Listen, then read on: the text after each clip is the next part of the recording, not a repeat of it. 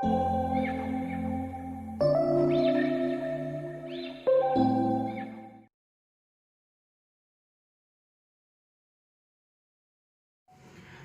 Part third की आज की क्लास में हम हमारी अगली यूनिट पर बात करेंगे जो है विद्युत चालकता पर डिपेंडेंट। तो विद्युत चालकता जो यूनिट है उसको हम पढ़ते हैं। ये यूनिट आपकी 4th यूनिट है। तो विद्युत चालकता से संबंधित जो कुछ परिभाषाएं हैं उनको हम यहाँ डिस्कस करते हैं। विद्युत जो चालकता से संबंधित कुछ परिभाषाएं हैं उनमें सबसे पहले जैसे अपवाह वेग, सबसे पहले हम पढ़ेंगे ड्रिफ्ट वेलोसिटी, अपवाह वेग।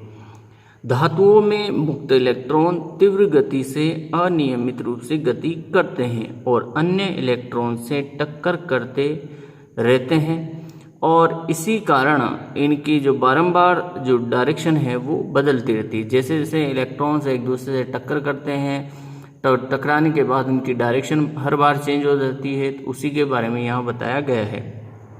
विद्युत क्षेत्र की अनुपस्थिति में इलेक्ट्रॉन का माध्य वेग 0 हो जाता है, यानी कि अगर विद्युत क्षेत्र अनुपस्थित है तो इलेक्ट्रॉन का जो माध्य वेग है वो कितना होगा, 0 होगा।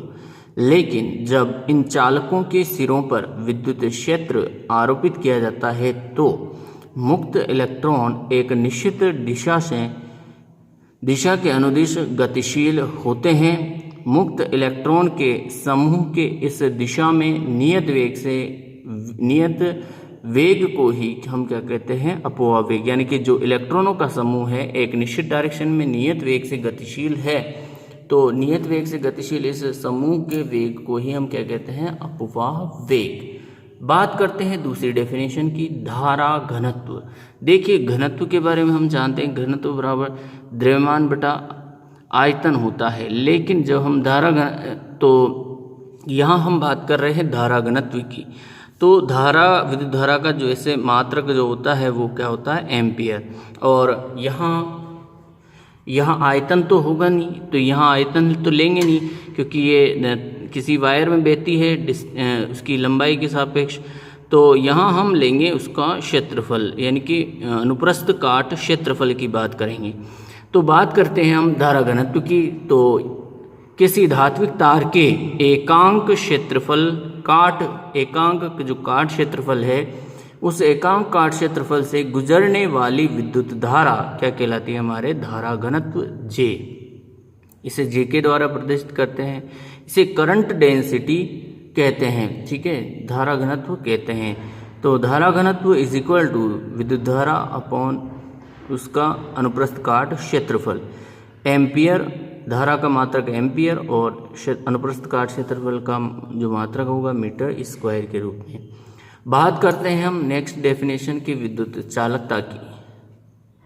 विद्युत चालकता, धारा घनत्व J विद्युत क्षेत्र E के अनुक्रमानुपाती होता है। धारा घनत्व जो है J विद्युत क्षेत्र E के क्या होता है, अनुक्रमानुपाती होता है। J is proportional to E। J is, यहाँ जब हम प्रोपोर्शनल का साइन हटाएंगे तो J is equal to sigma E के रूप में हमें यहाँ ये फॉर्मूला प्राप्त होता है। यहाँ जो ये सिग्मा है, ये सिग्मा कांस्टेंट होता है जिसे तार के पदार्थ का विद्युत चालकता कहते हैं। इसे क्या कहते हैं, तार के पदार्थ की विद्युत चालकता। यहाँ sigma is equal to, sigma को वैल्यू हम फाइंड आउट करते हैं, sigma is equal to J upon E। यानी कि जो यहाँ हमारे पास J ले रहे थे हम विद्युत चालकता का जो मात्रक होगा मोह, और यहाँ जो हम E ले रहे हैं विद्युत क्षेत्र मीटर के रूप में, तो यहाँ तो इसका जो मात्रक बनेगा मोह अपॉन मीटर के रूप में। तो आगे हम बात करें गतिशीलता, मोबिलिटी की बात करते हैं। अपवाह वेग Vd तथा विद्युत क्षेत्र, अपवाह वेग Vd और तथा विद्युत क्षेत्र की तीव्रता का अनुपात अपवाह आवेश वाहक की गतिशीलता कहलाती है। यानी कि अपवाह वेग Vd और विद्युत क्षेत्र की तीव्रता E का जो अनुपात है वो क्या कहलाता है, आपके गतिशीलता कहलाता है। और यहाँ मैं आपको बता चुका हूँ कि जो सिग्मा है, सिग्मा यहाँ धारा घनत्व और विद्युत क्षेत्र दोनों के अनुपात के बराबर होता है। उसका मात्रक होता है mho अपॉन मीटर के रूप में। और गतिशीलता की बात करें तो गतिशीलता mu is equal to v d upon E के रूप में, यानी कि अपवावेग और विद्युत क्षेत्र के अनुपात के बराबर होती है। अब हम यहाँ बात करते हैं विद्युत प्रतिरोधकता की। तो विद्युत चालकता का व्युत्क्रम, जो चालकता है उसका व्युत्क्रम ही क्या कहलाता है? विद्युत प्रतिरोधकता, यानी कि rho is equal to 1 upon sigma. ये जो रो है, रो कहलाता है आपके प्रतिरोधकता, और सिग्मा जो है चालकता। तो rho is equal to 1 upon sigma, ये ही आपके क्या कहलाएगी? प्रतिरोधकता। चालकता का व्युत्क्रम ही क्या कहलाता है? प्रतिरोधकता। और इसका जो मात्रक है वो होता है ओम इंटू मीटर। धातुओं की विद्युत चालकताओं में निम्नांकित जो है गुणधर्म पाए जाते हैं। जैसे पहला गुणधर्म हम बात करें तो चालकता की स्थायी अवस्था में धारा घनत्व विद्युत क्षेत्र के अनुक्रमानुपाती होता है, अर्थात धातुएं ओम के नियम का क्या करती है? पालन करती है। ये सब जानते हैं कि ओम के नियम का पालन करती है धातुएं। धातुओं की विद्युत चालकता एवं ऊष्मीय चालकता अन्य पदार्थों की तुलना में अधिक होती है, क्योंकि धातुओं में देखो ये मुक्त इलेक्ट्रॉन पाए जाते हैं। तो मुक्त इलेक्ट्रॉन पाए जाने के कारण धातु की जो चालकता है, विद्युत चालकता, वो अन्य की तुलना में अधिक होती है। कमरे के ताप पर धातुओं की चालकता का मान 10⁷ मोह प्रति मीटर के रूप की कोटि का होता है।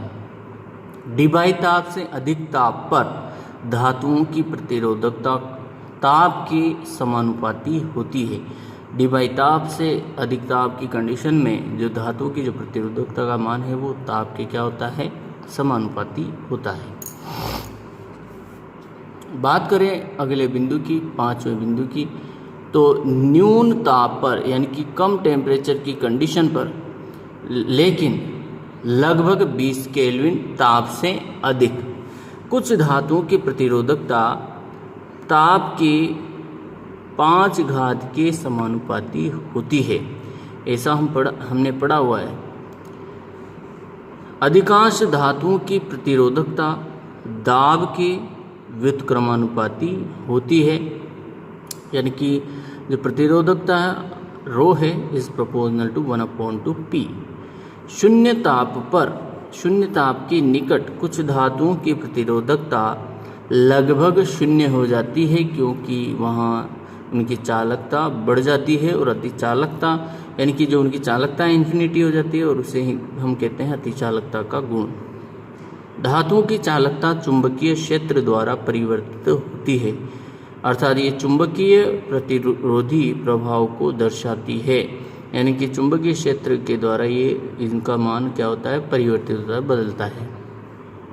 डिबाई ताप से अधिक ताप पर ऊष्मीय तथा विद्युत चालकताओं का अनुपात ताप के अनुक्रमानुपाती होता है।